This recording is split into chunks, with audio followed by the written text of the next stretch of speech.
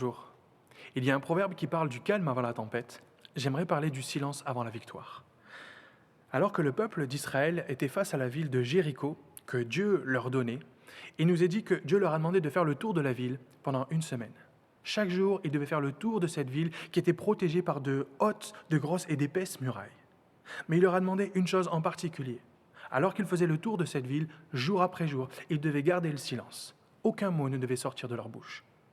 En revanche, le 7e jour, alors qu'ils ont fait 7 fois le tour de la ville, à ce moment-là, ils ont pu pousser des cris. Et c'est lorsqu'ils ont poussé ces cris que les murailles sont tombées et qu'ils ont pu s'emparer de cette ville ennemie.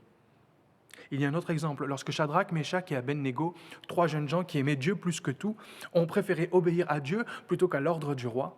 Le roi les a questionnés, le roi les a provoqués, mais ils lui ont dit « Nous n'avons pas à te répondre là-dessus ».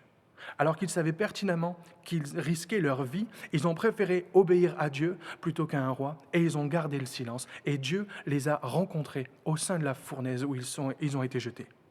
Nous devons parfois nous taire, nous devons parfois ne rien dire, ne pas répondre, ne pas répliquer dans certaines situations.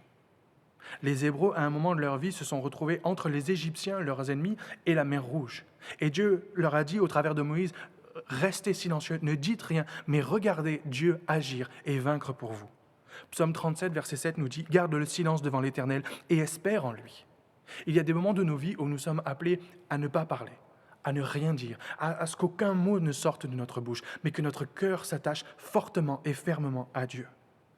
Jésus lui-même est resté silencieux devant les questions et devant les provocations d'Hérode. Il y a parfois des silences qui viennent de Dieu. Il nous est dit qu'entre la fin du prophète Malachie et l'évangile de Matthieu, se sont écoulées 400 années où Dieu ne s'est pas adressé à son peuple.